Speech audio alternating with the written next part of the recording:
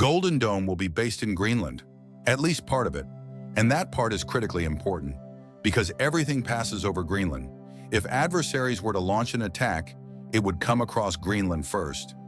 Since Donald Trump entered office, Greenland has remained firmly on his radar as a potential acquisition on behalf of the United States.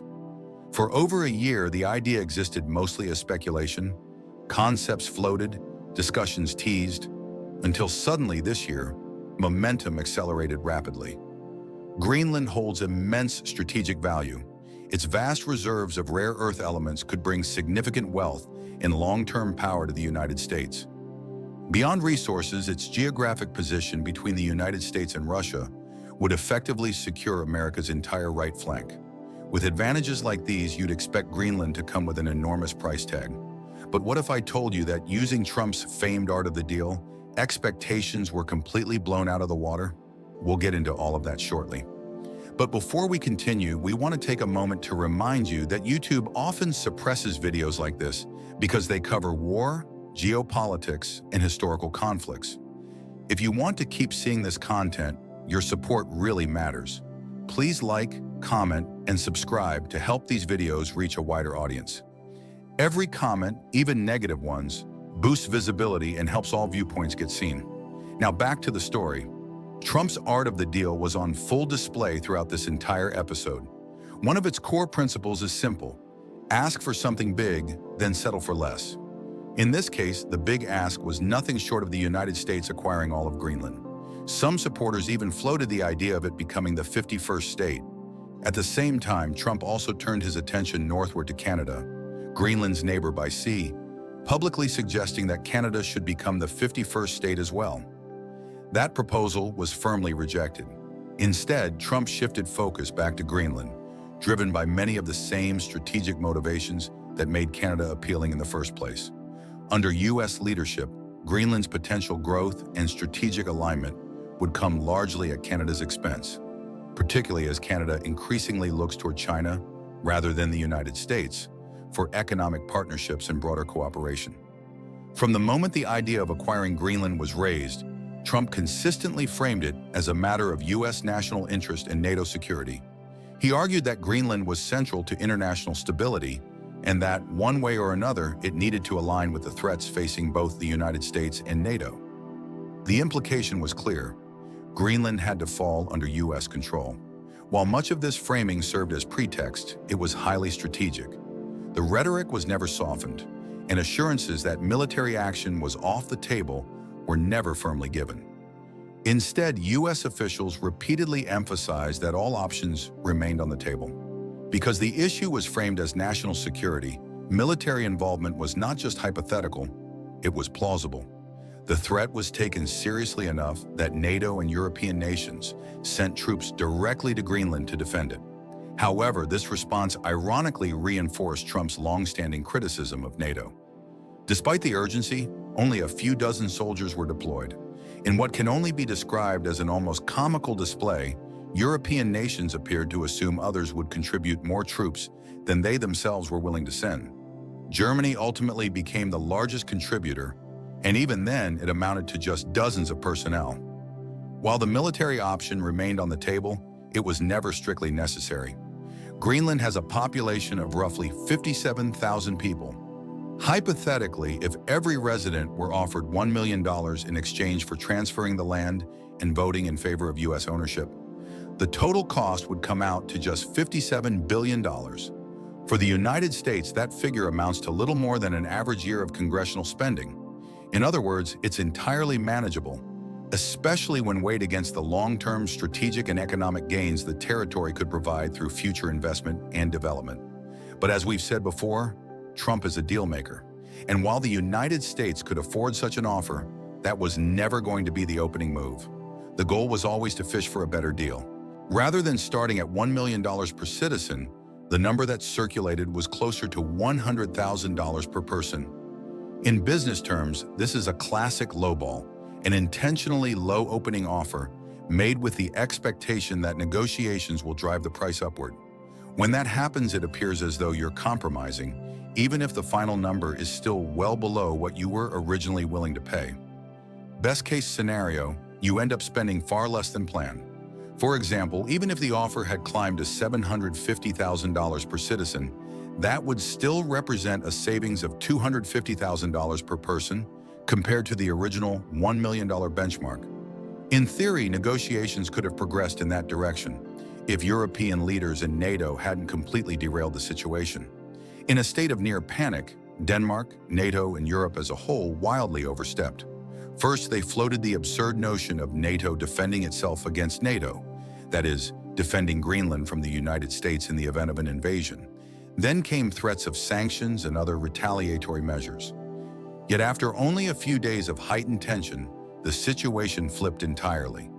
NATO and European leadership effectively handed Trump a green light to proceed however he saw fit. Under treaties signed in 1951, the United States already has the legal authority to build and operate military bases in Greenland as it chooses. The only unresolved issue has ever been sovereignty. But through renewed affirmations of those agreements and additional steps now pending under a new NATO framework being shaped by Trump, the reality is this: the United States will effectively control Greenland in all but name. American forces can operate freely, establish bases at will, and do so without spending a single dollar to purchase the land outright. Trump has hinted that the terms of this arrangement could change again within the next 2 weeks. But for now, this is the framework under which the United States is operating. Notably, neither Greenland nor Denmark has formally seen or agreed to this deal. Thus far, it appears to exist solely at the level of NATO and European leadership. In essence, what's unfolding looks less like a modern diplomatic agreement and more like an old-school colonial takeover. The United States is poised to move in, establish new bases, and reshape the territory, mine resources. And at the moment, there is very little anyone is both willing and able to do to stop it. The United States likely first recognized Greenland's strategic value during World War II. While Denmark was occupied by Nazi Germany, the US assumed responsibility for defending Greenland. That occupation of Denmark lasted until 1945, which is why American forces were stationed there in the first place. During that period, the United States established multiple bases and operational footholds across the island.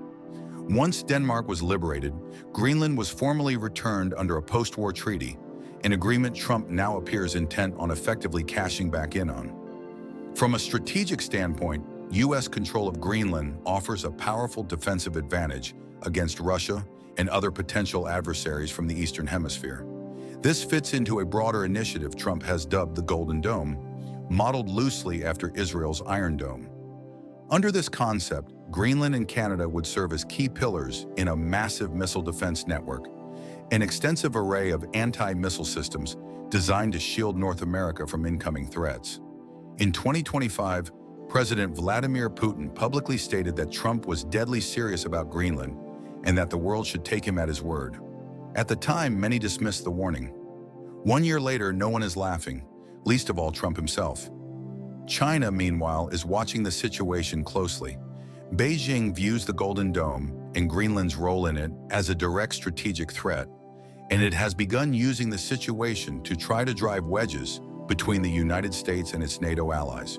Europe and NATO leadership are still seething over how events unfolded.